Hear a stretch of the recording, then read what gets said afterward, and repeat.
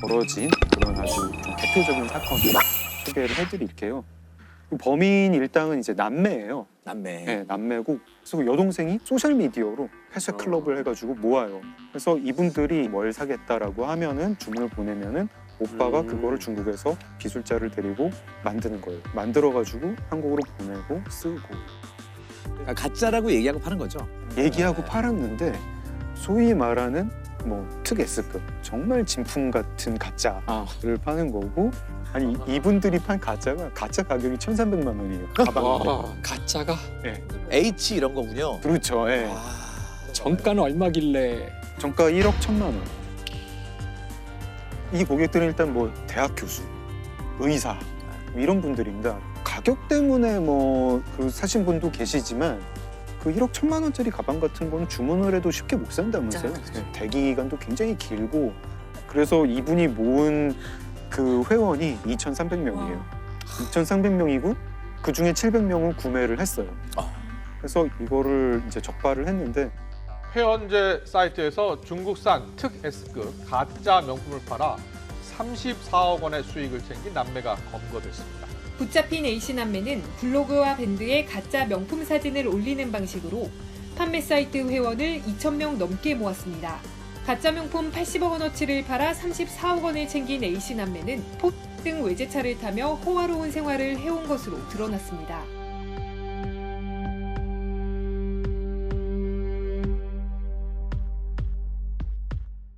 근데 이런 사건 같은 경우에는 진짜 지적재 사건을 가진 그 회사가 고소를 해야지 범죄가 성립이 되는 건가요? 아니면 그냥 적발할 수 있는 건가요? 적발할 수 있는 겁니다. 네.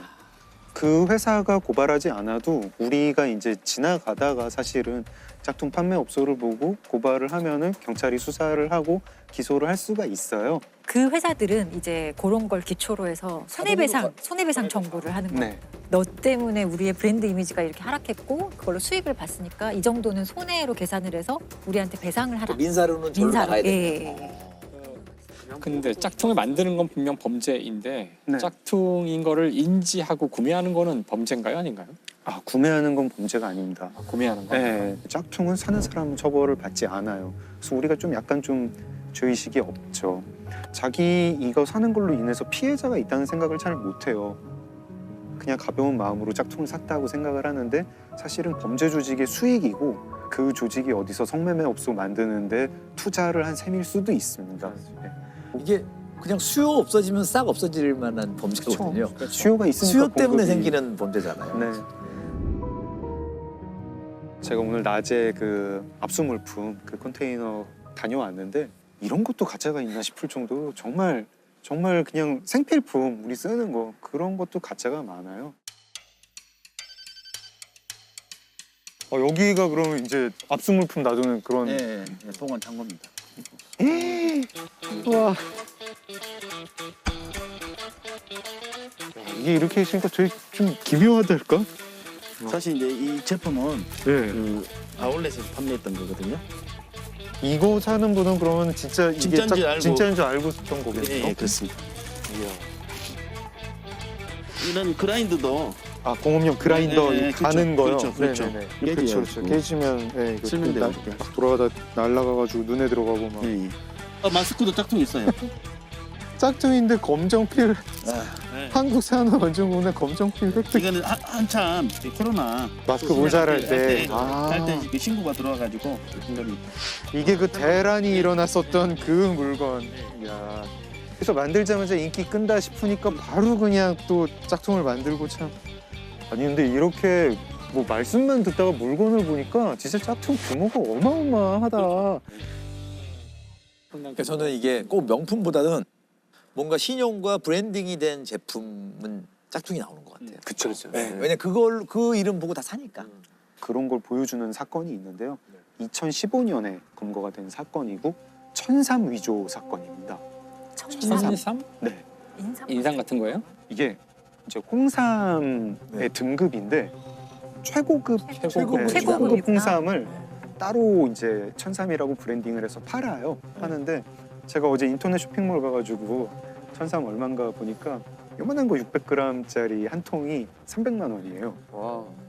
중국 관광객들이 굉장히 좋아하고 이게 이제 짝퉁 판매업자, 짝퉁 제조업자 입장에서 보면은 아 이거 짝퉁 만들면 정말 큰 돈을 벌겠다 싶잖아요.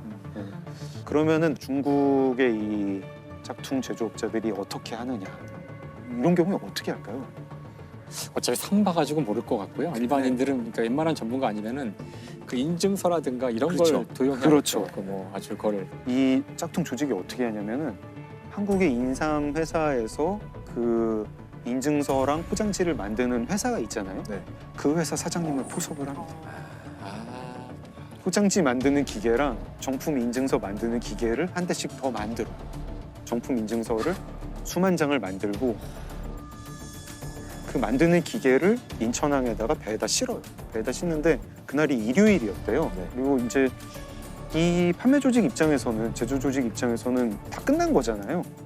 내일 중국에 가서 기계 열심히 가동해가지고 포장지로 포장해서 팔 일만 남았다 그렇게 생각을 하고 강원도에 별장에 가가지고 파티를 엽니다. 파티를 열고 내려오다가 특사경이 체포가 돼요. 피의자가 저기 출국하기 전에 네. 뭐 자기들만의 그 파티를 한다고 거기 별장이 있는 곳에 네. 우리 저희가 또 추적을 해가지고 일당을 검거한 사례인데요. 그 하루 정도만 늦었으면 아마 선적이 됐을 거예요. 중국으로 가는 배에 실리려 했는데 네. 마치 딱 그 전날 영장이 나온 거예요. 지금 생각해 보면 그 포장지하고 그다음에 증명서 네. 이런 것이 나갔으면 상당히 그 업체는 큰 타격이 있었을 거라고 생각합니다. 보통 홍삼을 최상품인 천삼으로 둔갑시켜서 시가 650억 원 상당을 중국에 유통하려던 일당이 적발됐습니다. 이들은 가짜 천삼 이주에 필요한 인증서와 포장지, 포장용 기계 등을 중국으로 가져가기 위해 임시 보관해오다 특거청 특별사법경찰에 덜미를 잡혔습니다. 지금까지는 근데 뭐 이제 소비재였고 어떻게 보면 좀 뭐 귀엽다 뭐 이런 사건인데 짝퉁 때문에 안전에도 굉장히 위험을 많이 이렇게 입을 수 있는 약 같은 거. 먹는 약 같은 거. 이제 제일 큰 문제는 처방을 받았는데 가짜 약을 사게 되는 경우죠. 우와. 네, 이제 기본 유통시장에도 뿌려져 있다. 기본 유통시장에 엄청 많이 뿌려져 있고, 엄청 많이. 네, 엄청 많이 뿌려져 있고, 아예 그걸 노리는 가짜 약이 나오는 게 네, 이건 무서운 얘기네. 네, 말라리아 약을 그렇게 가짜 약을 만든다는 거예요. 야, 이건 이게 진짜 위험한데. 아프리카나 이제 동남아에서 말라리아로 죽는 사람이 많은데 그래서 이제 국제기금 같은 데서 말라리아 약을 대량으로 사서 이제 쓸 수 있게 하는데 그거를 노리고 말라리아 가짜 약을 먹는데 이 약을 먹으면 효과가 없잖아요. 그래서 걸리는 말라리아에 거죠. 걸리는 거죠. 아프리카에서 매년 10만 명이 넘는 인원이 중국이나 인도 등지에서 만든 가짜 약으로 인해 숨지고 있는 것으로 나타났습니다. 지난 2015년 저품질 말라리아 치료제 때문에 목숨을 잃은 5살 미만 영아만 12만 2천 명에 달했다고 밝혔습니다. 그러니까 이거는 아까 무슨 명품 짝퉁하고는 좀 차원이 다른 차원이 문제 다른 거네. 네. 아닌가요? 목숨이 네. 걸린 거의 살인범죄인데 이건 그렇죠. 살인범죄. 차원이 다른 거 하나 말씀드리겠습니다. 원전 부품 짝퉁 사건. 아, 예. 안 되는데 안 되는데. 예, 대재앙인데 이거. 대재앙이죠. 근데 그런 일이 한국에서 최근에 있었습니다.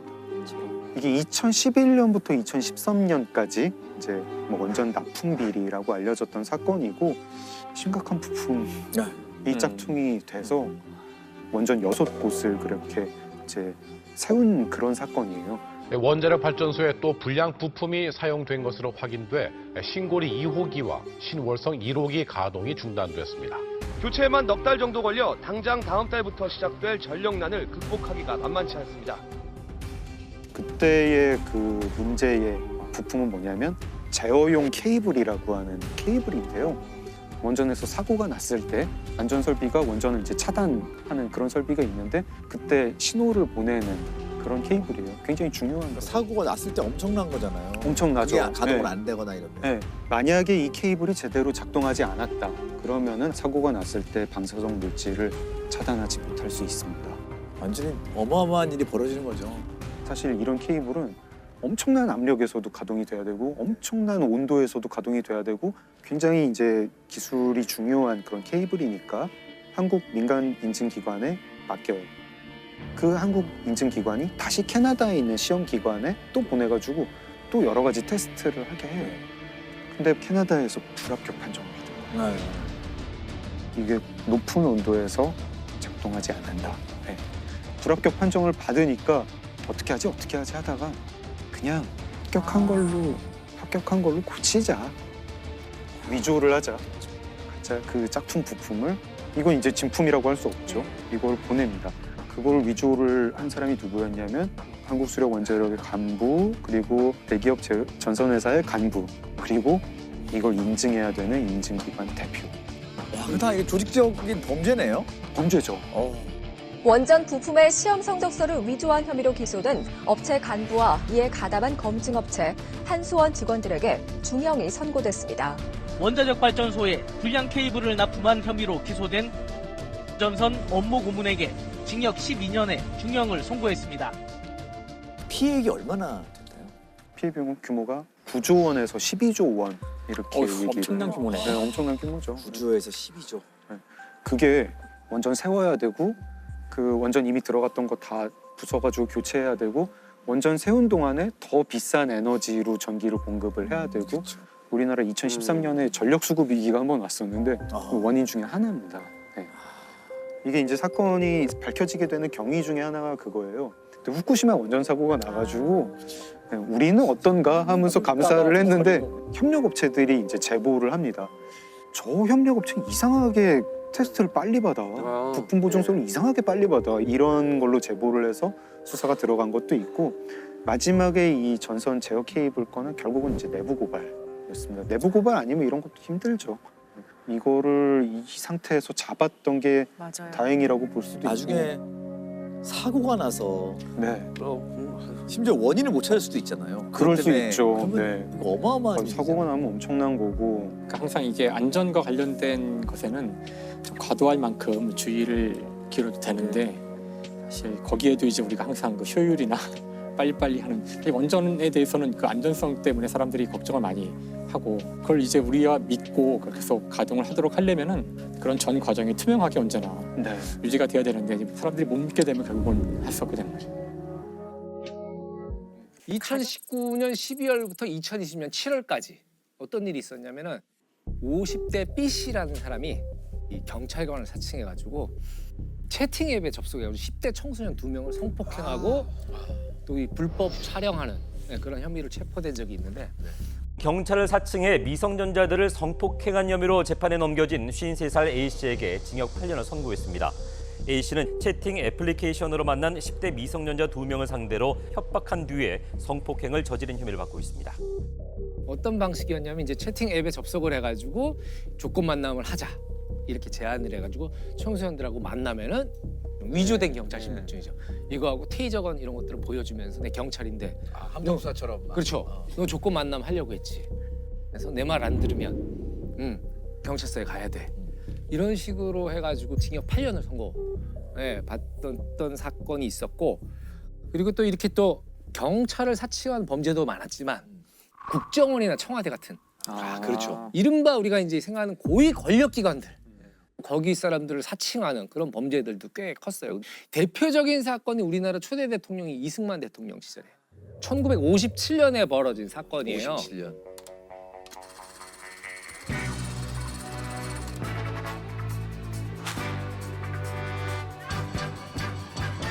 이승만 대통령이 자녀가 없었어요. 그러다 보니까 그 핏줄, 내 자식이 있었으면 좋겠다 이런 생각들이 있었는지 당시에 비서였기도 했고 당시 국회의원이었고 나중에 이제 부통령이 되는 이기붕 일가 이기붕 씨의 아들 이강석, 이강석을 양자로 드리게 됩니다.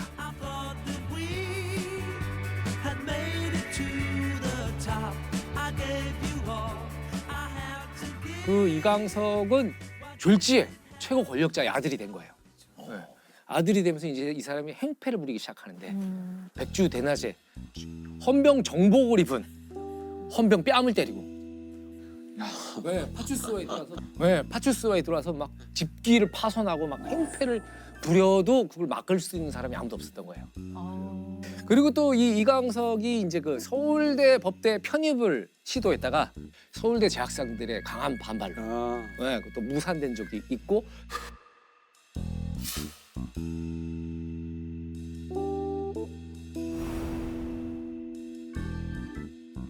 결국에는 육사에 들어가게 됐었다 그래요.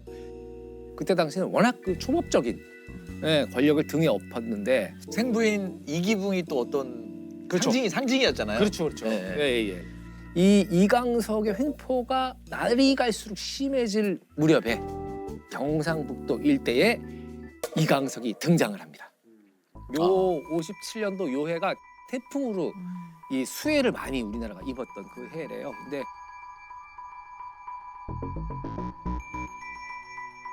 영남 지방 일대를 휩쓸었던 대폭우로 말미암아 수많은 건물과 인명 피해를 보았습니다. 이때 이제 대통령의 아들인 이강석이 등장을 해서 우리 아버지의 분부를 받고 몰래 지방의 수해 피해를 조사하러 왔다. 뭐 이렇게 해서 이제 나타나게 되는데 이 이강석이 경북 일대를 돌아다니면서 지역에 있는 경찰서장들을 만나고 지역 유지들을 이제 만나게 되는데 이 사람들로부터 뜯어낸 금액이 50만 환. 50만 환인데 어느 정도냐? 당시 1만 원이면은 쌀 한 가마니를 살 수 있었대요. 그러니까 지금 한 가마니가 한 25만 원 정도 한다 그러니까 1250만 원? 아니 근데 그때는 쌀 한 가마니의 가치가 쌀 한 가마니는 엄청 힘든 거였죠. 한 달 월급이었을 거예요? 맞아, 한 달 월급에 맞아. 쌀 한 가마니. 네. 이 이강석이 그 경북 일대를 이렇게 헤집고 돌아다녔는데 사실 이 이강석은 가짜 이강석이었던 거죠. 네, 가짜 이강석. 사칭한 거네요. 그렇죠, 그렇죠. 이 사람 누구냐? 당시 22세였던 강성병.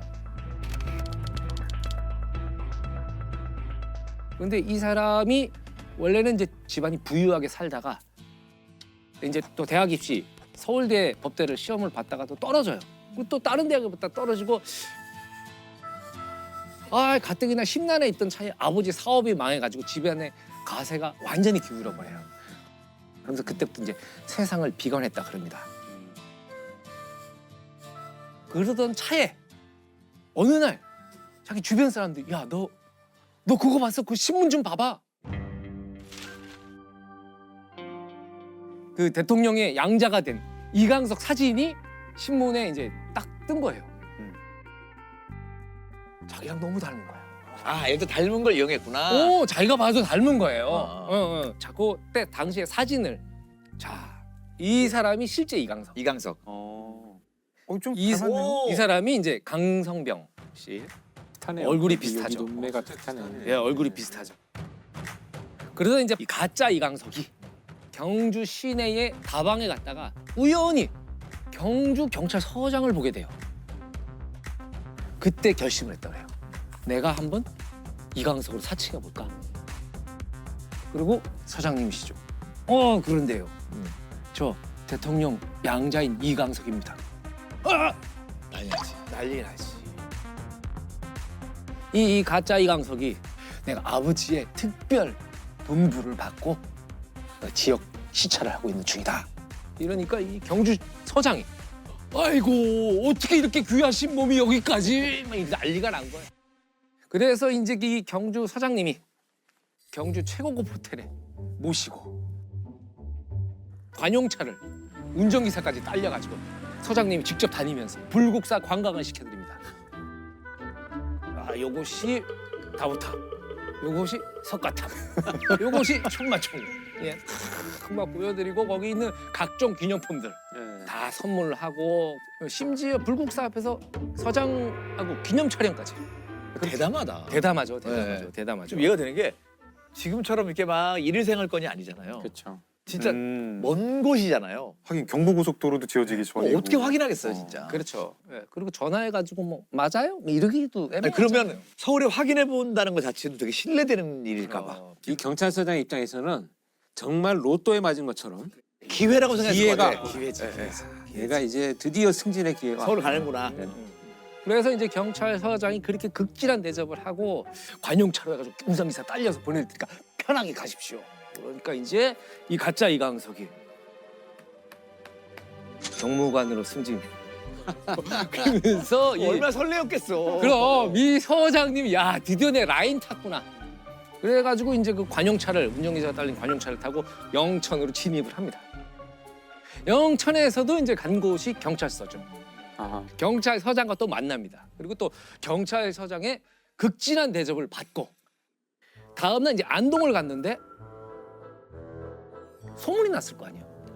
경찰서장들끼리다. 소문이 났을 거 아니에요. 그러다 보니까 이제 다음날 이제 숙소에서 딱 깼는데 안동에 경찰서장이 그 안동 소재 기관장들을 모두 대동하고 문안 인사를 하러 이 숙박 시설에 찾아오고 근데 이때 이제 근데 내가 이 수재민들한테 좀 쌀을 사줘야 되는데 미처 그 돈을 못 갖고 왔네.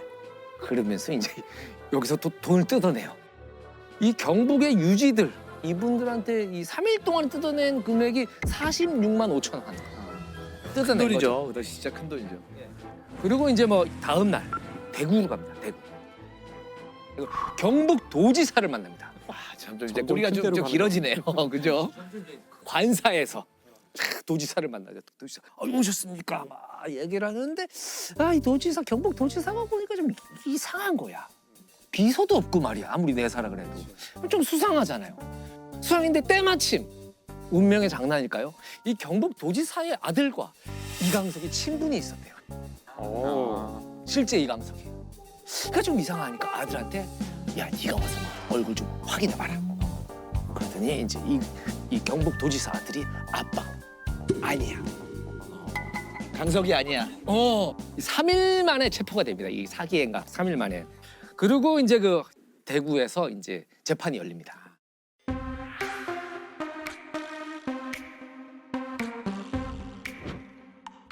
당시에 그 1,000명이 넘는 방청객이 몰려 들어가지고 이 판사가 사람들한테 낑겨갖고 법복이 찢어지고 화제의 사건이네요.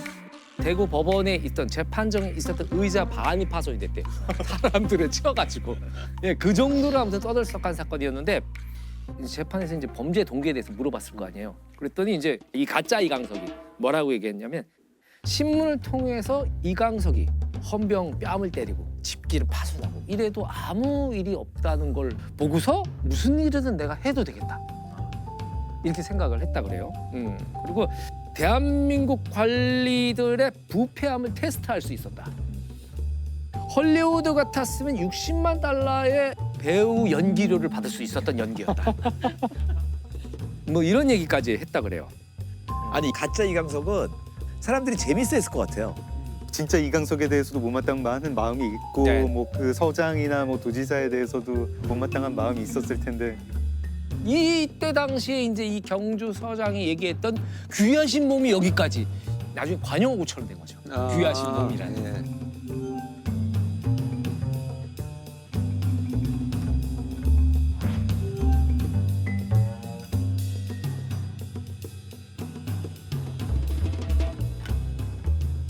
극진히 접대했던 관료들도 사실은 굉장히 벌을 받아야 되는 사람들 아닌가요? 네, 맞아요. 그래서 근데 그 5명의 경찰 고위 간부들은 감봉이나 견책 정도 되는 걸로 마무리됐다 그래요. 강성병 씨 징역 10개월을 선고받았어요. 10개월. 근데 좀 아이러니컬한 거는 그 4.19 혁명으로 이승만 대통령이 하야했잖아요. 그리고 그 이강석이 권총으로 이기붕과 어머니하고 자기 동생을 사살하고 자기도 이제 권총으로 자살하는 그런 사건이 있었는데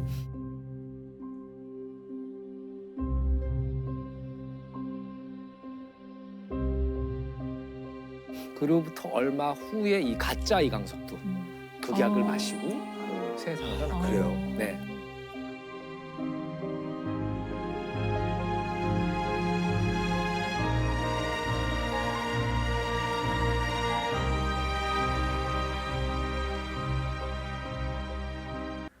GT. 네. 그 유명했던. 네. 유명했던 G 쇼핑몰 사건이죠. 제가 기자 초년병 때 취재를 했었고 그게 지금 동대문 역사문화공원 역 바로 옆에 있잖아요. 이 사건을 제대로 얘기를 하려면은 1990년대 중반으로 좀 거슬러 올라가야 돼요. 혹시 거평 프레아타운 기억 많이 들었던 얘기인데 거평 프레아타운. 네, 1990년대 중반에 하여튼 그 거평 프레아타운이라는 패션 쇼핑몰이 올라가요. 그런 거를 이제 분양형 쇼핑몰이라고 그럽니다. 그 전에 있던 그 재래시장하고 다르게 여기는 조명도 밝고 뭐 탈의 시설도 있고 뭐 이러다 보니까 그 젊은이들이 옷을 사러 굉장히 많이 몰려요. 그래서 이게 이제 굉장히 호황을 하니까 그때 그런 쇼핑몰들이 많이 올라갑니다. 밀리오레, 타, 웨이브 뭐 이런 거. 저 그때 90년대 그 당시 그 앞에서 노래 많이 했습니다. 저희 가수들한테 그 엑스포에 이어서 맞아요. 저희 가수들이 거기 초대돼가지고 맞아요. 1층에 주로 그런 무대들 맞아요, 많았죠. 맞아요. 예. 네. 그리고 굉장히 히트를 했는데 이 건물이 어떤 구조로 만들어지는 거냐면은 이 건물을 이렇게 올리겠다라고 하면 설계도가 있잖아요. 네. 그럼 설계도를 막 금을 쳐요. 막 금을 치면 그 사각형 하나가 점포인 거예요. 4평짜리 점포 하나가 막 1억, 층이 좋고 목이 좋으면 막 2억 이런 거예요. 그럼 이 건물 하나 올리면은 그런 점포가 막 2,000개, 3,000개씩 나오는 거죠. 그래서 이거를 분양을 해요. 분양을 하면은 뭐 1억, 2억 돈을 내서 그거를 가지고 건물을 올리는 거예요. 뭐 이랬는데 여기서 그게 될 것 같으니까 이 윤창열이라는 사람이 내가 동대문 역사문화공원역 바로 옆에 지상 16층, 지하 7층으로 거대한 쇼핑몰을 짓겠습니다 하고 이제 사람들을 모아요. 사람들을 모아가지고 2001년에 그걸 분양을 하는데 대박이 납니다. 대박이 나서 분양 3개월 만에 분양률이 60%가 돼요. 이게 이제 당시에 그런 분양형 쇼핑몰 기준으로는 굉장히 성공한 분양인데 이제 투자자는 수천 명이죠. 그러니까 이제 언론에 관심이 쏟아지죠. 언론에 관심이 쏟아지고 인터뷰를 할 때 보면은 지쇼핑몰 사업은 그 중구에 건물 하나 올리는 게 끝이 아니다. 전국에 여기도 만들고 여기도 만들고 해가지고 유통혁명을 내가 일으키겠다. 뭐 이래가지고 사람들이 오, 대단한 사업가인가 보다 그랬어요. 이 건물 언제 지어지나 하고 기다리는데 일단은 그 건물 짓기로 한 그 부지에 다른 건물이 있었는데 이게 철거가 안 되는 거예요. 철거가 안 되고 이 윤창열 씨는 자기 돈이 그때 처음에는 7억 원밖에 없었대요. 7억 원. 네, 이 지쇼핑몰 사업은 수천억 원짜리인 거예요. 그리고 일단 부지 확보도 해야 되고 네, 나중에 뭐 건설하려면 정말 수천억 원이 드는 거죠. 나중에 보니까 사채를 많이 썼어요. 사채를 많이 썼고 당시에 파산한 건설업체 중에 한양이라고 있었어요. 그걸 자기가 인수하겠다 나서고 인수를 성공을 합니다. 성공을 하는데 자꾸 뭐 특혜 의혹 뭐 이런 게 막 들리기 시작하고 슬슬 검찰이 이 지쇼핑몰을 들여다보고 있다, 내사를 하고 있다 이런 소문들이 막 돌아요. 약간 투자자들이 겁을 먹고 있던 와중에 이 사람이 체포가 돼요. 체포가 되고 구속이 됩니다.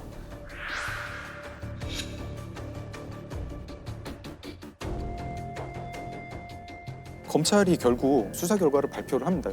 보니까 윤창열 씨는 횡령해가지고 까먹은 돈도 많고 그리고 정관계에 로비를 해서 로비 자금으로 쓴 돈도 있고 총 분양 대금만 1조 원에 달하는 초대형 상가인 굿모시티 건축 예정부지입니다. 이 회사 대표 윤창열 씨는 3,400억 원대의 분양금을 거둬들였습니다.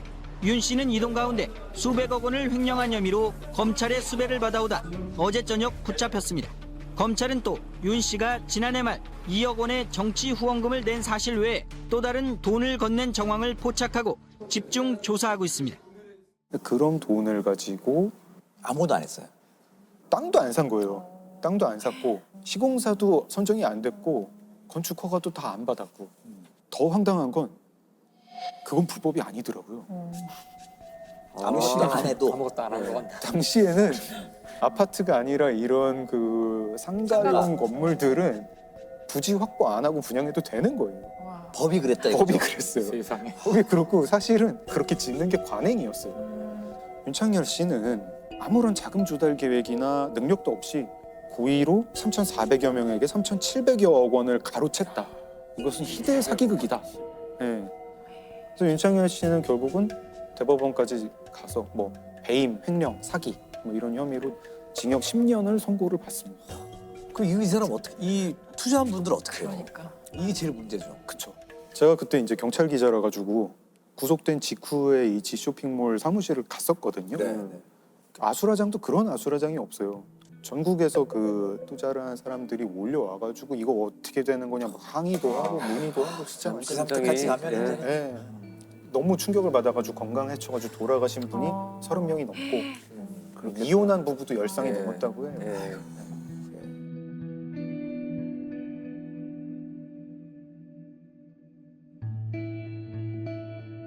이분들이 모여요. 그 투자자들이 모여가지고 협의회를 만들어요. 그 투자자분들이 생각하기에 우리가 이걸 그냥 이어받아가지고 하자. 살리자. 그 지 쇼핑몰은 부도가 났는데 하던 거를 우리가 이어받아가지고 우리가 하자. 그럼 이 사업은 된다.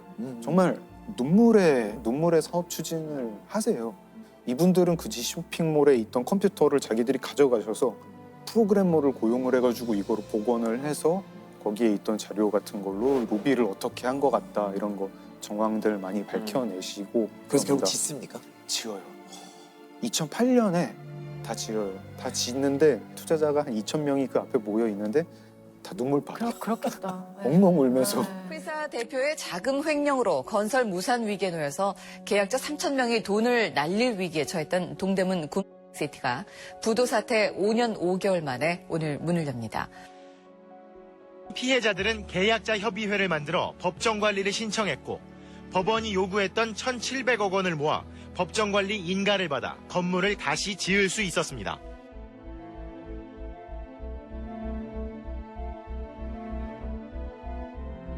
자, 그래서 지어졌습니다. 그 후에 어떻게 됐나요? 우여곡절이 이렇게 많았는데. 이게 해피엔딩은 참 좋겠는데 왠지 해피엔딩인 것 같았는데. 아니구나. 그 사이에 패션 시장 트렌드가 바뀌어가지고 일단은 인터넷으로 많이 사죠. 인터넷으로 온라인으로 주문하는 시대가 됐고 쇼핑몰 자체가 이제 이 분양형 쇼핑몰이 많이 비어 있어요. 맞아요. 이게 더 기가 막힌 게 그런 분양형 쇼핑몰들을 그럼 뭐 리모델링을 하거나 뭐 재건축을 해가지고 바꿔야 될 것 같잖아요. 근데 그것도 못해요. 왜냐하면 이 건물은 주인이 수천 명이기 때문에 의견이 모아지기가 너무 힘들어요. 이렇게 가는 게. 그 윤창현이라는 사람은 결국 출소하고 그냥 또 잘 살아가는 건가요? 이분은 이제 만기 출소하죠. 만기 출소해서 또 사업을 하겠다고 지인들한테 돈을 빌려요. 근데 그 돈을 못 갚아요. 그래가지고 사기 혐의로 다시 교도소에 갑니다. 그래서 이번엔 4년 6개월. 4년 6개월을 살고 있는데 재작년에 그 코로나가 서울 동부구치소에서 갑자기 퍼졌어요. 집단 감염이 됐어요. 제가 집에서 뉴스를 보고 있는데 동부구치소에서 처음으로 사망자가 나왔는데 그 사람 이름이 윤창열이라는 거예요. 보니까 그 사람이 그 사람 맞더라고요. 지난달 27일 첫 발생 이후 관련 확진자만 762명, 서울 동부구치소는 첫 사망자까지 나왔습니다. 지난 2003년 3,700억 원대 굿시티 분양 사기의 주범 윤창열 씨가 다른 사기 혐의로 수감 중 확진됐던 겁니다. 그 사람 참 인생 참 기구하다. 그래도 의미를 부여하고 싶은 것 중에 하나가 법이 바뀌었어요. 이제 이 투자자분들이 막 요구한 것도 있고 사람들도 이 주식핑몰 사태로 이건 이렇게 하면 안 되겠다라고 생각을 해가지고 이제는 그런 식으로 분양을 못 합니다. 착공 신고를 하거나 좀 골조공사를 한 다음에 분양을 하게 돼서 이런 사태는 다시 안 벌어질 것 같아요. 자, 이 보면 사람이 많이 모이는 좀 서울의 중심지다 보니까 좀 안타까운 사건이 많은 것 같아요. 우리나라는 조이팔 사건 워낙 유명하죠. 단군 이래 최대 사기범으로 불리는 다단계 사기투자업체 회장 조희팔 씨. 7만여 명을 상대로 5조 원 넘는 범죄 규모. 금융 다단계 범죄를 저질렀습니다. 근데 조이팔 사건은 앞에 말씀드렸던 메이도프 사건보다 더 악랄한 사건이에요. 왜냐하면 메이도프는 그나마 대상들이 좀 금융회사들이 많았어요. 근데 조이팔은 말 그대로 서민의 등을 친 그것도 수많은 피해, 우리나라에서는 뭐 있을 수 없을 정도의 큰 피해를 냈던 사건인데 사건의 경위는 이렇습니다. 조이팔이 1957년생인데 어렸을 때는 좀 막노동이라고 하죠. 몸 쓰는 노동을 좀 많이 하던 사람인데 어느 순간에 사기에 눈을 떴다고 합니다. 사기에 눈을 떠서 2004년에 어떤 새로운 돈을 버는 방법을 가져옵니다. 물론 아까도 말씀드렸지만 이 방법은 그럴듯한 방법이면 돼요. 뭐냐는 상관없습니다. 이 사람이 내세운 거는 요즘에 나이 든 사람이 많이 늘어나니까 의료기기의 수요가 늘어날 거다. 그러니까 나한테 돈을 주면 내가 그 돈으로 의료기기를 사서 이걸 리스를 해주겠다. 많은 사람들한테. 그럼 매달 그 리스료가 들어올 테니까 우리 수익률이 되게 좋을 거야. 그러니까 나한테 돈을 줘. 내가 의료기기를 사게. 처음에는 네가 그걸 팔 수 있을까라는 생각을 많이 하니까 사람들이 돈을 조금씩 줬죠. 근데 앞에서 폰지 사기 때처럼 조금 준 거에 대한 수익률을 약속된 대로 줍니다. 이 조이팔이 약속했던 수익률이 8개월에 32% 이상의 수익률을 보장을 해줘요. 이렇게 하고 몇 달에 걸쳐서 사람들한테 실제로 투자한 사람들 돈을 줍니다. 수익률이 엄청 좋잖아요. 그러니까 입소문이 퍼져요. 입소문이 퍼져갖고 너도 나도 여기 투자를 하기 시작하고 조이팔이 법인을 세웁니다. 법인을 세우고 대리점 같은 걸 만들어요. 전국에다 대리점을 쫙 뿌려요. 그 의료기기를 파는. 가면은 의료기기가 전시도 돼 있어요. 네. 전국의 센터만 49곳을 만들어서 사기를 조직적으로 쳤다 그럽니다. 그럼 사업 설명회야 하는데 지금까지 이렇게 많은 사람들이 다 수익을 받아갔다. 당신은 뭐 하십니까? 뭐 이런 소리를 하는 거니까. 그래서 실제로 엄청나게 많은 돈이 몰립니다. 이 조이팔 사건도 밝혀진 이유는 뻔합니다. 원래 이 조이팔이라는 사람부터 이렇게 메이도프처럼 수십 년을 하려고 한 생각이 없었어요. 네. 왜냐면 그런 명망이 없잖아요. 누가 보더라도 금방 무너지기 때문에 최대한의 돈을 빨리 빨아들여 쓴 그 순간에 갑자기 전화를 안 받아요. 센터에 전화를 안 받고 뭐지? 가보니까 문이 닫혀 있어요. 회장이라는 조이팔 어디 갔어 했더니 행방부 못 찾습니다. 그때서야 부랴부랴 이제 검찰에 전화하고 금융감독원에 전화해서 2008년에 경찰이 회사를 압수수색하게 되는데요. 이 조이팔 일당은 전산망을 다 부셔버리고 컴퓨터를 다 부셔버리고 돈을 들고 이미 도망갔다고 하고요. 그래서 제가 알기에 이 조이팔 사건의 총 피해액이 지금 1조를 결국에는 넘어가게 되는데요. 이 재수사에서 밝혀진 피해자만 7만 명이라고 하니까 어마어마한 숫자죠. 정말 상상하기 힘든 피해자가 그냥 발생한. 우리나라 역대 최대 사기 사건인 거죠. 네, 숫자로나 규모로나 믿기지 않는 숫자니까요. 엄청난 안타까운 사건이었다고 할 수 있습니다. 수조 원에 이르는 최대 피라미드 사기 사건이 났습니다. 처음엔 꼬박꼬박 배당금을 지급했으나 지난달부터 돈을 주지 않다가 이달 초 갑자기 업체 대표 등 운영자들이 돈을 챙겨 달아났습니다.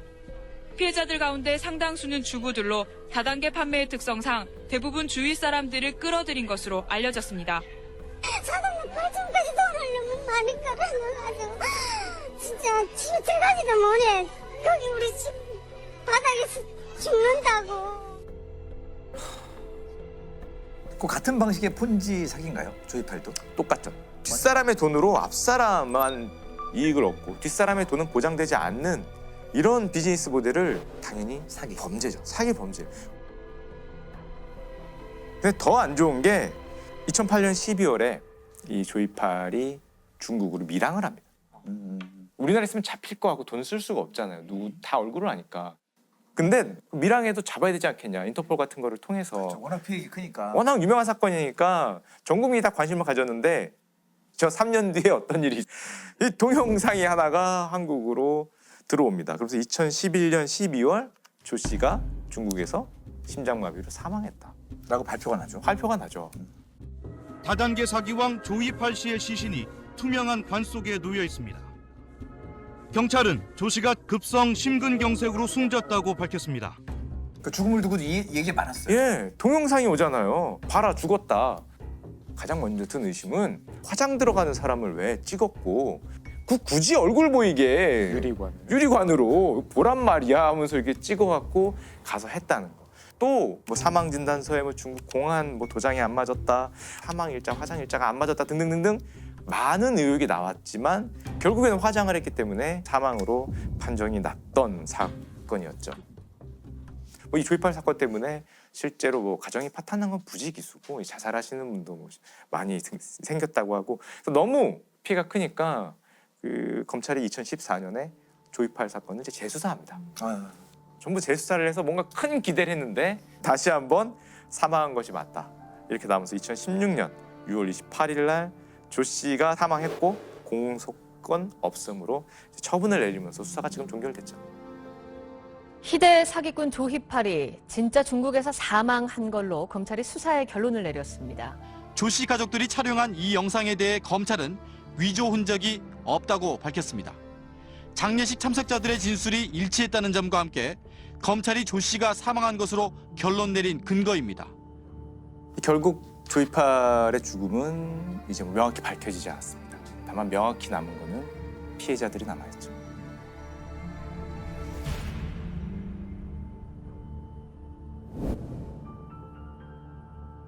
야, 이게 폰지 사기가 100년이 넘었어요. 시간이 지나도 계속 벌어지는 이유가 뭐라고 생각하세요? 일단 폰지 사기의 근본적인 모든 사기가 그렇지만 우리 욕심이 좀 있잖아요.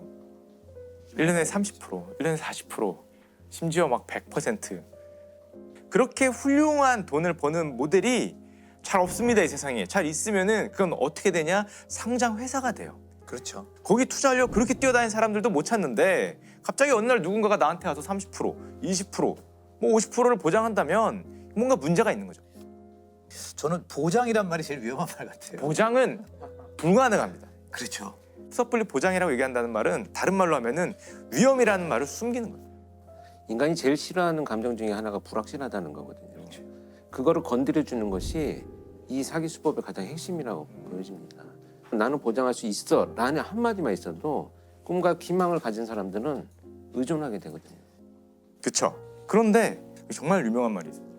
아마 다 아실 거예요. 미국 경제학자 밀턴 프리드먼이 한 얘기인데 세상에 공짜 점심은 없다. 그러니까 수익이 있으면 위험도 있다. 그렇죠. 위험이 있으면 수익이 있고 두 개가 같이 가는 겁니다. 그러니까 아주 솔깃한 길을 조금만 좀 무디게 만드는 게 좀 필요하지 않나 하는 생각이 듭니다. 횡령 사건을 하나 말씀을 드리려고 그러는데요. 2012년에 일어난 사건이고요. 여수시에서 택시 운전사 기사님이 이제 택시를 타고 가다가 보니까 어떤 승용차가 가로수를 받고 큰 교통사고가 난 거예요. 네네. 안에 중년 남녀가 있는데 차가 그냥 부서진 게 아니라 안에서 연탄불을 피웠고 수면제도 있고 이 두 분이 극단적인 선택을 하려고 한 건가 이런 생각을 하게 되죠. 근데 이 남편분이 뭐 하는 분이냐면 여수시청의 8급 공무원이었어요. 회계과의 현금 출납 담당자였던 거예요. 근데 그때가 감사원에서 여수시를 막 감사를 하는 때인데 이상하잖아요. 네네. 설마 했는데 알고 보니까 3년 동안 공금을 뺐던 거예요. 그리고 최종적으로 보니까 80억 원. 야, 8급 공무원이 80억을 했다고요? 시청에서 그걸. 예. 그리고 이제 되게 놀라운 거는 그 순간까지도 여수시청은 이분이 횡령을 한 걸 몰랐어요. 3년 동안 여수시청의 공금 수십억 원을 횡령한 간큰 공무원이 적발됐습니다. 김모 씨의 공금 횡령액은 모두 80억 7천만 원. 검찰은 회계과 공무원 김 씨와 그의 아내, 불법 추심 행위를 한 사채업자 김 씨를 구속했습니다. 회계과에서 급여 업무를 담당한 김 씨는 국세청에 내야 할 세금을 부풀려 가로챘습니다. 정상적인 급여 내역서를 첨부해 상급자의 결제를 받은 뒤 시금고에는 부풀린 금액을 소득세와 주민세 환급금이라며 차명계좌로 빼돌렸습니다. 급여와 지출 업무 모두 김 씨 혼자서 담당해 가능했습니다. 횡령 수법이 뭐 이런 거였습니다. 여수시청 공무원들도 근로소득세를 내잖아요. 근로소득세를 내는 거를 국세청으로 보내야 되는데 이거를 국세청에 안 보내고 자기 계좌로 보낸 거, 또는 여수시가 이제 뭐 지역 상품권 같은 거 발행을 하면은 이거를 환금을 할 때 또 이제 좀 빼돌리는 거. 근데 안 보내면 국세청이 가만히 있나요? 이 정말 웃긴 게 이 3년 동안 감사를 10번을 한 거예요. 불본이라고 감사를 받았는데. 네, 여수시 자체 감사도 있고 심지어 이 사고가 나기 직전에 특별 감사도 했는데 그때도 안 걸렸다는 거예요. 아니 감사했는데 어떻게 안 그러니까 이해가 안 되는데. 어떻게 안 걸렸지? 이분은 그냥 손으로 장부를 작성을 하고 있었고 자기가 이제 손으로 작성을 하니까 허위로 작성을 하거나 위조를 하거나. 아직 전산화가 안 됐던 시기인가요? 2012년이면 그래도 이렇게 컴퓨터로 입력하지 않을까요? 네, 이분 나는 손으로 하는 게 더 빠르고 정확하다. 여수시에서는 이분이 그냥 손으로 작성하게 내버려 뒀다는 거예요. 그걸 믿고 그냥 손으로 하는 거로 맡겼고, 그래서 이 결제 라인에 있는 사람들은 줄줄이 중징계를 받습니다. 중징계를 받고 알고 보니까 이 부인이 옷가게를 했는데 사채를 빌려 썼습니다. 사채를 빌려 쓰고 본인이 또 이 자기가 또 사채를 빌려준 거예요. 사채 놀이를 한 거죠. 자기가 빌려가지고 나중에 사채업자한테 빌린 돈이 60억 원이 됐다고 해요. 개인이 60억을. 개인이. 네. 김 씨는 처음에는 부인 빚을 갚으려고 하다가 사채 갚는 데는 한 48억 원 정도 쓰고 아파트를 4채를 사고 자동차도 3대를 사고 동료들이 화가 나가지고 서명운동을 해요. 법정 최고형을 판결을 해주십시오. 이런 정도로 이제 동료들은 화가 났고 부부가 둘 다 체포가 되는데 체포됐을 때 부인은 심지어 사채업자한테서 벗어나서 기쁘다 이렇게 얘기를 했다고 해요. 김 씨가 9년형을 받았고요. 네. 추징금 80억 원 그리고 배상금도 60억 원 이렇게 판결을 했거든요. 근데 이제 부부는 돈이 없고 가진 돈도 별로 없고 여수 씨도 뭐 숨은 재산 드러나지 않는 한 이거는 뭐 찾을 수 없죠. 판수를 결국 15억 원 정도는 했다고 합니다. 야, 한 1, 2년째는 진짜 약간 자신감이 생겼을 것 같아요. 그렇죠. 감사도 지나가네? 그리고 몇십억 했는데 뭐 이거 아무도 모르네? 그러니까. 이런 생각을 했을 것 같아요. 이거는 이제 10년 전인데 올해 뭐 사정이 얼마나 나아졌느냐. 올해 되게 많았죠. 올해 하필 또 그게 최근에 큰 사건 하나 있었죠. 네, 임플란트 업체. 연초부터 사람들의 입에 오르내렸죠. 금액이 너무 커서 놀랐어요. 금액이 너무 컸죠. 예. 자본금이 2천억 원 조금 넘는데 횡령한 금액이 2,200억 원이 넘어요. 그 회사 자본금보다 더 많이 횡령을. 도대체 2천억을 어떻게 횡령하죠? 그러니까. 그리고 안 들키게? 한국에서 상장사에서 발생한 횡령 사건 중에 액수가 제일 큰 사건이라고 해요. 국내 1위 치과용 임플란트 제조 회사인 옥템의 자금 담당 직원이 회사 돈 1,800억 원을 횡령한 사실이 드러난 겁니다. 옥템 임플란트는 이 씨가 235억 원을 추가 횡령한 사실을 확인했다고 밝혔습니다. 횡령 혐의의 액수는 2,215억 원으로 늘었습니다. 상장사 횡령으론 사상 최고 규모입니다. 재무팀장 이 씨는 회사에 정기적으로 계좌 잔고증명서와 입출금 내역을 보고한 일을 했습니다. 회사는 이 씨가 이 잔고증명서를 위조했다고 밝혔습니다. 이 재무팀장 이 씨라고 할게요. 이 씨는 작년 12월 30일부터 출근을 안 합니다. 12월 31일에 이 회사 이제 연말 결산을 하는데 그때 회사가 그걸 알았어요. 상장 회사니까 공시를 해야 되는 거죠. 그렇죠. 네, 상장 회사니까.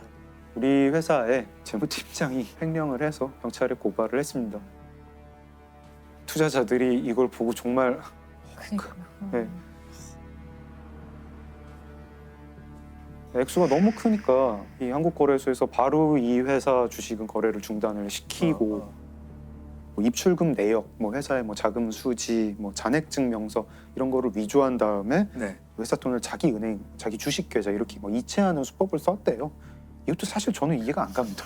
2,200억. 되게 단순하더라고요, 수법이. 음모론도 많이 나왔죠. 그래가지고 이게 사실은 뭐 사주와 내부에 뭐 사주와 있다. 뭐다 뭐 그 돈으로 뭘 했어요? 1kg짜리 금괴가 855개가 나왔어요. 850. 681억 원어치를 산 거라고 합니다. 이게 금괴가 집에서 나오고 가족 명의로 뭐 리조트 회원권도 사고 건물도 사고 주식 투자를 해가지고 761억은 날리고 이제 특정 주식을 하루에 몰아서 삽니다. 근데 문제는 그 주식이 그 다음부터 완전히 꼬꾸라지는 거예요. 무모하다. 그러니까 거기 있는 돈을 다 빼요. 안타까운 건 그 사람이 뺀 다음에 가격이 올랐어요. 맞아. 그랬어요. 자기가 주식 투자를 해서 다시 넣으려고 했던 것 같아요. 횡령하는 사람들이 모두 다 그렇잖아요. 따서 갚겠다. 채워 넣었어도 횡령인 거죠. 그럼 네, 1억 채워 넣었어도 범죄죠. 1억 뺐다가 1억 넣었어도. 네. 그럼 뭐 따면 내 거고 잃으면 네 겁니까? 이게 말이 안 되는 거기 때문에 채워 넣어도 범죄인 거죠. 그래서 주식 투자를 해가지고 761억은 날리고. 그러니까 그러고도 회사가 굴러갈 돈이 있었다는 얘기인가요 지금? 회사의 자본금을 다 쓴 게 아니라 2020년 자본금이 예를 들면 2천억이었다면 그러니까 2천억은 기존에 있던 건 다 뺐는데 빼고 2021년간 한 몇백억 벌었겠죠. 고해 번 이익금은 남아 있었어요. 그러니까 회사가 이 돈을 다 날렸느냐라고 이제 사람들이 많이 걱정을 하는데 수사기관에서는 한 1,414억 원 정도 그 정도는 회수할 수 있을 것 같다. 예, 이렇게 얘기를 하고 있어요. 기소하기 전에 몰수하고 추징된 금액이 394억 원이고요. 그리고 이제 이 재무팀장이 자기가 반납한 돈이 있습니다. 반납을 해도 이 사람이 횡령한 액수는 2천억이 되는 건가요? 그럼요. 예. 그럼 그거에 대한 죄값을 맞아요. 예. 반환한 게 나중에 참작은 될 수 있을지라도 범행했던 그 기수 시기 당시에 그 금액으로 판단하기 때문에 이 사람이 횡령한 금액은 2,200억 원이 맞는 거예요. 진짜 너무 대담하네요. 아예 걸릴 걸 각오할 수도 있겠다는 생각이 좀 들기도 해요. 이 횡령 범죄들 정말 오랫동안 계속 횡령 범죄 나오고 있거든요. 막을 수 있는 방법 없을까요? 이런 화이트 범죄에 대해서 단호하게 처벌받는 모습을 우리나라가 잘 보지를 못했어요. 화이트 칼라 범죄자에 대해서 약간 인식이 그 범죄자랑 인식이 좀 다른 것도 있을 것 같고 마늘밭에 묻어놔도 택도 없다는 인식을 어떤 방식으로든 좀 주는 게 좀 필요한 것 같아요. 사회적 인식이 몇 년 살다가 마늘밭 파고 평생 부유하게 살지 뭐 이게 너무 큰 것 같아서 이거를 좀 어떻게 하면은 없앨 수 있을지 좀 고민을 해야 되지 않을까. 그럼 언론에서 그런 거 한번 본 적 있는 것 같은데 아이들한테 10억을 뭐 줄 테니까 감옥에 1년 가는 거 어떠냐 물어봤을 때 상당히 많은 아이들이 그러죠 뭐 이랬다고 알고 있는데 맞죠? 전과자가 되는 건데도 아이들이 그 신경 안 쓰고 10억이라는 돈에 그냥 혹해서 부자가 되고 싶은 욕망도 커졌고 그러니까 돈을 버는 데 있어서 방법이 무엇이든 상관없다는 것이 이미 수많은 사례로 학습이 되어서 그러니까 우리가 이미 나쁜 방식으로 버는 돈에 대해서 그냥 부러워할 뿐이지 그걸 진짜로 그걸 나쁘게 보고 있는지에 대해서 잘 모르겠어요. 그 영앤 리치 열풍, 그 젊은이들이 영앤 리치를 너무 좋아하고 영앤 리치로 보이는 어떤 셀럽들을 좋아하고 이게 갑자기 나온 게 아니에요. 한 10년쯤 전부터 그 드라마의 주인공이 실장님들이 나오면서 뭐 재벌 3세 그분이 재벌 3세 그 실장이 되기 위해서 뭘 밑바닥에서 뭘 한 게 아니라 그냥 아버지가 회장님이라 가지고 된 이런 사람이 남자 주인공이 되고 이런 사람과 사랑에 빠지고 싶은 뭐 이런 얘기들이 막 너무 이렇게 슬슬 스며들다가 이젠 영앤 리치가 그렇게 대놓고 좋아할 일인가? 이런 생각도 합니다. 농인사회에 조힙할 사건 이렇게 불리는 사건이더라고요. 일단 뭐 조이팔은 다들 뭐 아시죠? 예. 대한민국 역사상 최대의 피라미드 사기를 저질렀던 범죄자고 피해액이 뭐 몇 조쯤 되는 거니까요.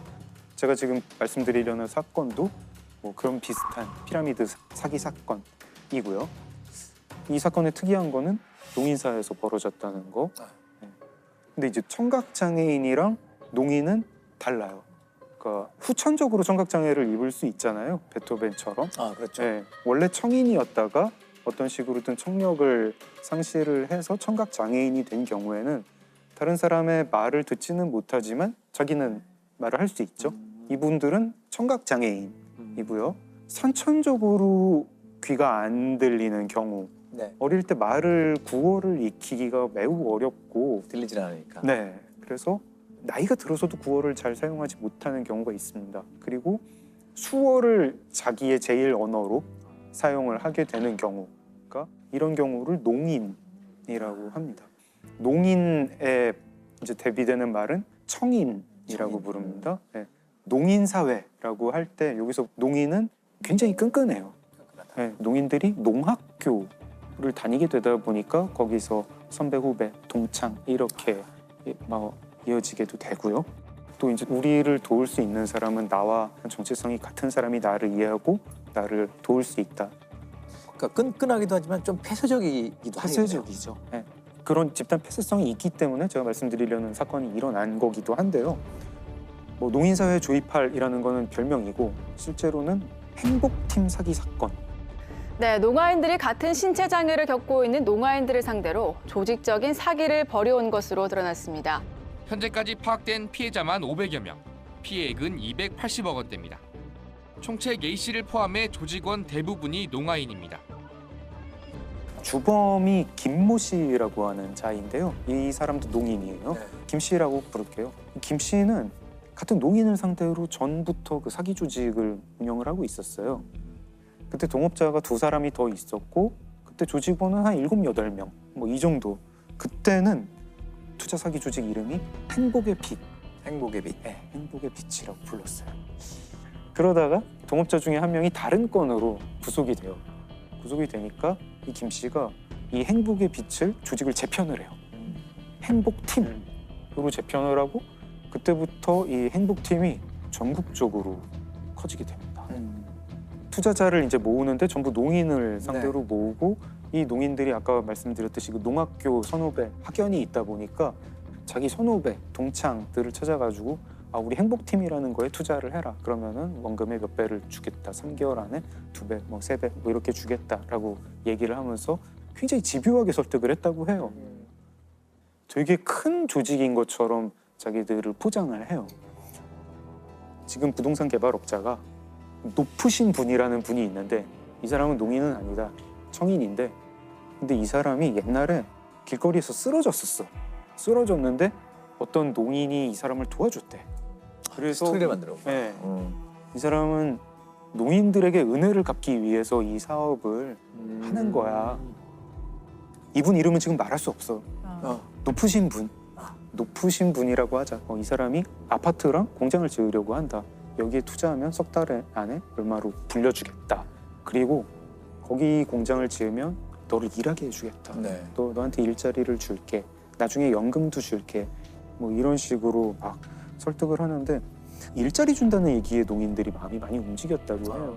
보통 이제 농인들이 좋은 일자리를 구하지 못하니까 특히 되게 이 높으신 분이라는 사람은 사실 실체는 없죠. 그냥 그 아까 김 씨예요. 김 씨, 총책인 김 씨. 김 씨는 뭐 사업을 해본 경험이 있느냐? 전혀 없어요. 전혀 없고 세차장에서 일한 적이 있고 목욕탕에서 세신 일을 한 적이 있는 그런 정도예요. 그리고 투자금을 받는 농인들한테 집을 담보로 돈을 빌려라. 대출을 받는 걸 좀 어려워하면 대출 알선까지 막 해줬어요. 좀 구어가 되는 사람들로 의사소통팀을 꾸려가지고 제2금융권에 이 농인을 데리고 가서 이 사람한테 대출을 해줘라. 뭐 이렇게 해가지고 돈을 받고 작게 투자한 분은 뭐 한 200만 원에서 300만 원, 많이 투자한 분은 뭐 7억 원 이렇게까지 있었다고 해요. 나중에 경찰이 검거를 해서 보니까 피해자가 한 500여 명, 그리고 이제 피해액은 한 280억 원. 네.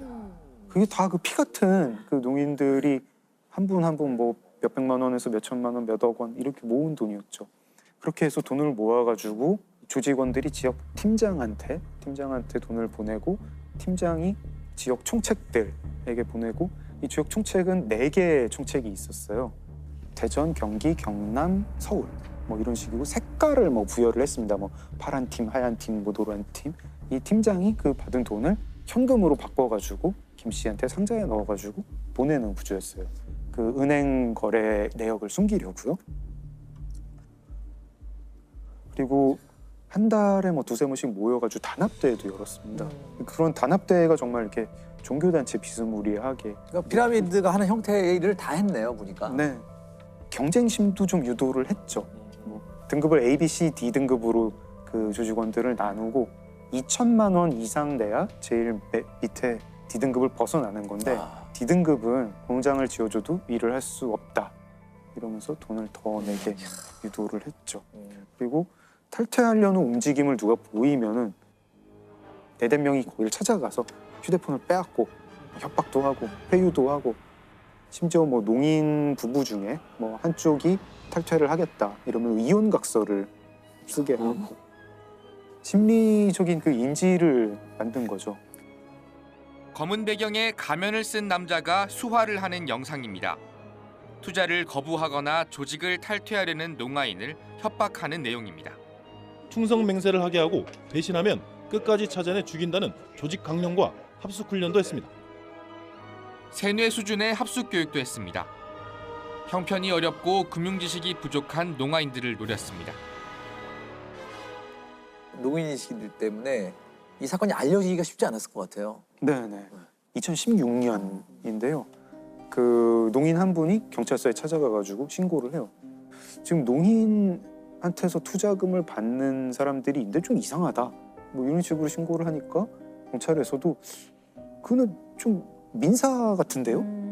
네, 뭐 이렇게 되돌려 보내고 해서 이분 서울 분인데 창원 중부경찰서에 가서 신고를 하고 거기서 수사를 하게 됩니다. 이런 경우는 경찰도 힘들겠지만 변호사도 구하기 쉽지 않을 것 같고 그 수화 통역인이 있긴 해요. 하지만 되게 쉽지 않잖아요. 네, 왜냐면 이 힘들고 사건 내용이기 때문에 다 듣고 이해하고 그래야 되는데 그러니까 앉아서 정말로 통역하는 것처럼 조사 같이 참여해야 되는데 그분이 말하시는 100%가 전달된다고 볼 수는 없어요. 네. 농인분들이 신고를 꺼렸던 것 중에 하나가 그런 경찰서 장벽도 문제였던 거고요. 그러네요. 첫 그 신고인은 창원 중부경찰서에서 이 A4지로 필담으로 신고를 필담으로. 하셨대요. 근데 그 필담으로 신고를 하는데 4시간이 걸렸대요. 그리고 경찰이 듣고 보니까 뭔가 수상하죠. 수상해서 탐문 수사를 하게 됩니다. 탐문 수사를 해보니까 이게 피해자가 전국에 있는 것 같다. 전국적인 조직인 것 같다. 그리고 간부급들은 이제 금융계좌 같은 거 추적을 하고 명단을 확보해서 사무실도 압수수색을 하고 그렇게 합니다. 경찰이 집안 곳곳에서 현금이 든 상자를 찾아냅니다. 투자 사기로 가로챈 돈으로 피의자 2명의 집에서 현금 7억 원이 나왔습니다. 총책급 피의자들은 고급 수입차를 몰며 호화 생활을 한 것으로 드러났습니다. 여튼 검거는 다 했고 검찰이 기소를 하면서 구형을 했는데 처음에 김 씨한테 그 7년 6개월을 구형을 합니다. 그러니까 전국 노인들이 이 피해자 노인들이 난리가 났어요. 7년 6개월이 뭐냐. 얘는 노인 사회를 망가뜨린 아주 악질적인 사기 액수가 몇백억 대인데. 그러니까요. 너무 구형이 낮네요. 네. 여기서 이상한 논란을 하나 소개를 해드리려고 하는데요. 이 형법 11조가 지금 들으시면 좀 놀라실 거예요. 특히 당시 법조문은요 이렇게 돼 있었어요. 농하자의 행위는 형을 감경한다. 지금은 이게 표현은 바뀌었거든요. 지금은 표현이 듣거나 말하는데 모두 장애가 있는 사람의 행위에 대해서는 형을 감경한다. 형을 감경할 수 있다가 아니라 감경한다 합니다. 표현은 바뀌었지만 본질은 그대로죠. 이런 것들을 감경하는 가장 큰 이유가 농하자들의 책임 능력이 일반 사람과 같지 않다고 보는 그 기저가 있는 거죠. 그래서 그 노인 피해자들이 시위를 하면서 이 감경 조항을 적용하지 마라. 검찰도 공소장을 변경을 해가지고 더 높은 상습 사기랑 범죄단체 조직 혐의를 적용을 해요. 범죄단체 조직. 네, 범죄단체 조직. 근데 피라미드 사기에 범죄단체 조직 혐의가 적용된 거는 처음이라고 해요. 그래서 1심에서 김 씨가 징역 20년을 선고를 받는데 2심에서 형량이 더 높아집니다. 23년. 그리고 대법원에서 확정이 돼요. 이게 노인 사회에서 타격이 컸을 것 같아요. 엄청난 타격이 됐죠. 일단은 뭐 제일 쉽게는 경제적 타격만 얘기를 하면은 막 자기 집을 담보로 막 몇 억씩 이렇게 대출을 받았던 분들은 특히 이제 그 제2금융권에서 대출을 받았던 분들은 한 달 이자가 막 몇백만 원씩 나오는 분들이 생겼어요. 그래가지고 그 이자를 감당을 못해서 극단적인 선택을 하는 분도 생겨 나왔습니다. 이렇게 기사도 보면서 되게 마음이 아팠던 게 행복팀이 노인들을 꿰일 때 썼던 말이 제일 마음이 아프더라고요. 청인처럼 살게 해주겠다. 청인처럼 좋은 일자리를 주겠다. 이 말에 그렇게 많이들 마음을 열고 이걸 하겠다고 하는데 이거를 수사를 하신 이제 창원 중부경찰서의 수사과장님이 되게 멋있는 분이시더라고요. 전국의 노인 상대로 이런 범죄에 당하지 않는 법, 그 예방책을 강연을 하세요. 작게는 그런 교육이나 노인 눈높이에 맞는 자료도 벽을 허무는 행위겠고요. 노인 취업 또는 노인에 대한 교육, 더 나아가서는 우리 모두의 인식 개선이 거기에 해당될 것 같습니다. 자, 오늘 알쓸범자 아주 근사한 음악 감상실에서 한번 얘기를 해봤는데요. 김경일 선생님 어떠셨어요 오늘? 저는 제일 많이 깨달았던 게 바로 뭐냐면 나쁜 일이 벌어지면 우리가 그 얘기를 자꾸 안 하려고 하거든요. 근데 용기를 내서 자꾸 해야 되는 게 무슨 뜻인지 이제 오늘 더 새삼 다시 한번 또 깨닫는 그 순간이 됐고요. 바로 마늘밭 110억 은닉 사건. 어쨌든 이 범죄 수행 얘기인데요. 어떤 형제 얘기부터 시작을 해볼게요. 이 형제가 이제 도박 사이트를 개설을 한 거예요. 그 형이 사이트를 개설을 하고요. 동생은 조직원을 모집하고 회원을 관리를 했습니다. 이 서버는 샌프란시스코에 두고 사무소는 중국에 두고 그리고 이제 한국의 호객들을 모아가지고 돈을 입금을 받으면 사이버 머니로 환전을 해주고 도박을 하게 합니다. 여기가 이제 굉장히 잘 됐어요. 잘 됐는데 잘 된 이유 중에 하나가 회전율이 굉장히 빨랐다고 합니다. 그래가지고 거기 들어간 그 온라인 카지노 고객들은 1분에도 여러 판을 칠 수 있었대요. 1시간 동안 그 카지노에서 도박을 하면 막 수백 판도 칠 수 있었다는 거예요. 그리고 또 하나는 이 온라인 사이트는 다단계 판매 조직의 수법을 도입을 했어요. 그래가지고 내가 만약에 다른 고객을 데려온다. 그럼 그 다른 고객이 베팅할 때 원래 수수료를 카지노가 가져가는 거잖아요. 근데 내가 데려온 고객이 베팅을 하면 그 사람의 수수료는 일부는 나한테도 오게 그렇게 만들었습니다. 그러니까 전부 다 이제 혈안이 돼가지고 잘 아는 사람들한테 소개해주고 사이트를 소비자로 등록을 하는 소개를 거네요. 해주죠. 네. 근데 이게 카지노 입장에서도 굉장히 영리한 정책이었죠. 왜냐하면 다른 사람을 데려올 정도로 도박에 중독된 사람은 그 수수료 받아도 그 수수료로 또 도박을 해요. 네. 결국은 그냥 다 자기네 수입이 되는 거예요. 그래서 2008년에 열어가지고 2009년 중순까지 1년 6개월 동안 이 카지노를 운영을 했는데 네. 벌어들인 수입이 170억. 네, 한 달에 10억 조금 못 되게 벌어들인 거고 그건 수익이고 매출, 그러니까 통장에 찍힌 것만 매출을 보니까 1,500억이 넘었어요. 와, 1,500억. 1년 반 만에. 네. 경찰도 알았죠. 이 사이트 개설하고 다음해 초쯤에 이 수사를 들어가요. 수사를 들어가서 2달 동안 계좌를 406개를 추적을 했다고 해요. 그런데 환수한 돈은 수익금 170억 중에 3억 8,500만 원 정도에 불과했다고 합니다. 근데 그 많은 도박 자금도 어디로 간 거예요? 그러니까요. 이거를 부동산 투자를 하면 적발될 우려가 있고 금융계좌를 통해서 관리를 해도 역시 적발을 당할 것이고 그래서 돈이 이제 모이면 족족 다 현금화를 했어요. 현금화. 근데 이거를 이제 자기들이 잡힐 수도 있으니까 어디다 보관을 해야 되잖아요. 네. 이 형제는 근거지가 인천이었는데 누나가 전주에 살고 있었어요. 그래서 누나랑 매형 부부한테 돈 좀 맡아달라. 가족. 네. 나중에 보니까 이 누나가 가지고 있었던 돈이 110억 원이 좀 넘었거든요. 110억. 네, 근데 110억 원 5만 원권으로 이렇게 일렬로 쌓으면 24m래요. 네. 약간 과장 보태면 건물 10층인 거죠. 한 층에 뭐 한 2.4m라 치면은 이 누나도 저 골치가 아팠던 거예요. 누나가 이 돈을 놔둘 데가 없어 하면서 동생한테 전화를 걸어서 물어봅니다. 이 동생이 요령을 알려줘요. 누나 근처에 땅을 하나 사. 땅 사서 밤에 가서 거기에 묻어. 울타리 치고. 네. 그래가지고 이 누나는 전주에 살고 있었는데 차로 한 20분 거리에 거의 1억 원을 들여서 300평 규모의 땅을 삽니다. 땅을 사고 실제로 거기에 이제 뭐 마늘 같은 거 좀 심었어요. 그래서 마을 사람들은 다 속았어요. 다 속고 그리고 밤이 되면은 이 돈을 묻어요. 네, 돈을 비닐봉지에 돈을 5만 원권을 빡빡 채워가지고 김치통이나 페인트통 거기 넣고 그걸 묻습니다. 근데 밤에 땅 파면 뭔가 의심스러울 것 같기도 한데.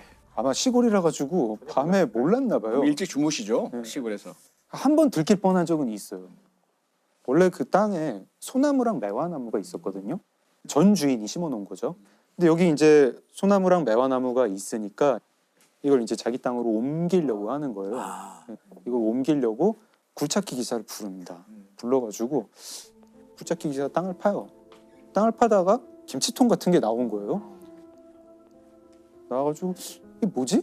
하는데 그 안에 돈이 있을 거라는 생각은 전혀 못하고 그냥 소나무랑 매화나무만 옆으로 옮기고 넘어갔어요. 그럼 어떻게 세상에 이 돈이 나오게 됩니까? 이게 정말 어이가 없이 나오게 됩니다. 어이가 없이 나오게 되는 게 이 동생 형제가 결국 경찰에 이 사이트가 걸리고 동생은 붙잡혀서 이제 1년 6개월 형을 받고요. 형은 도망쳐요. 그래가지고 지금도 계속 도망 중입니다.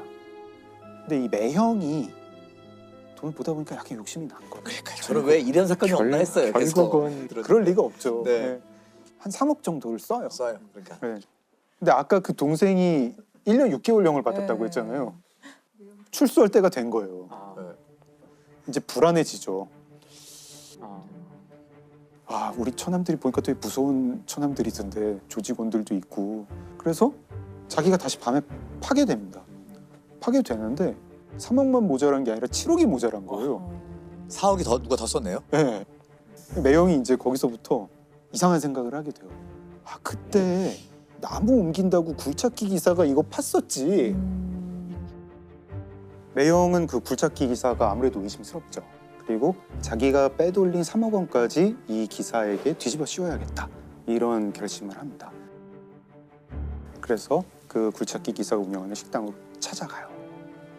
사실 이 마늘밭에 17억 원이 든 통 5개를 넣어놨다. 근데 2통이 없어졌다. 당신이 가져간 거 아니냐? 그 굴착기 기사님도 너무 어이가 없잖아요. 너무 어이가 없어가지고 그럼 경찰을 부르자. 경찰을 부르자. 그래서 정말로 경찰을 부릅니다. 네, 큰 실수를 한 거죠. 전북 김제의 한 마늘밭입니다. 어제 저녁 이곳 마늘밭을 수색하던 경찰에 의해 김치통에 담긴 뭉칫돈 3억 원과 10억 원이 잇따라 발견됐습니다. 묻어둔 돈 가운데 최근 7억 원이 없어진 것을 알게 된 이 씨가 밭에서 작업을 했던 굴착기 기사 안모 씨를 의심하면서 사건이 드러났습니다. 추궁을 참다 못한 안 씨가 경찰에 신고했기 때문입니다. 그 순간에 이 매형이 정말 아차했을 거예요. 그렇게 누나 부부가 숨겼던 돈 찾았는데 110억 7,800만 원이었습니다. 네, 이렇게 온 세상에 마늘밭 110억 은닉 사건으로 알려지게 됩니다. 야, 결국 이 누나 부부는 어떻게 됐나요? 돈 전부 몰수하고 마늘밭도 몰수합니다. 범죄 수익 은닉 규제에 관한 법률 위반. 그렇죠. 예. 범죄 수익은 국가가 모두 환수하는 게 원칙이고 그 누나는 이제 징역 1년에 집행유예 2년을 받았고 매형은 징역 1년 이렇게 받았다고 해요. 이게 마늘밭에서 그 110억 원이 나온 게 2011년이거든요. 네. 근데 5만 원권이 우리나라에서 발행된 게 2009년입니다. 2009년밖에 안 됐나요? 네네. 근데 2009년부터 2011년까지 국세청이나 한국은행이나 경제금융당국자들이 매우 궁금한 게 있었어요. 발행을 그렇게 많이 했는데 한국은행은 회수가 안 돼요. 이 돈가 어디 갔지? 그렇죠. 네.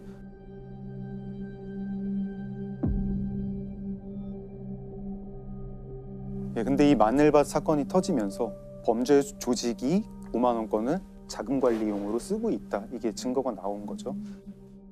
5만 원권 지폐가 검은 돈으로 전락하면서 시중에 5만 원권이 회수되는 건 10장 중 3장에 불과합니다. 5만 원권이 비자금 용도로 쓰인다는 분석도 많습니다. 실제로 범죄 현장의 증거물은 대부분 5만 원권입니다. 지금도 5만 원권은 별로 회수율이 높지 않습니다. 이게 이제 현금이라는 게 참 장점 단점이 다 같은 건데 익명성인 거죠. 그렇죠. 네. 그렇죠. 쓰는 사람한테는 익명성이 있으니까 사생활이 보장되는 거고 돈의 흐름을 파악해야 되는 정부 입장에서는 그 익명성이 되게 단점인 거죠. 그렇죠. 근데 이 지하 경제를 사소하게 봐서는 안 되는 게 결국은 어떤 사람이 세금을 만약에 현금을 통해서 덜 낸다. 세금 제대로 내는 사람이 손해를 본다는 의미입니다. 그렇죠. 네, 조세 형평성이 무너지는 거죠. 그렇죠. 네, 건강한 사회 한 축이 투명한 경제 활동이라는 점 늘 명심해야 될 것 같습니다.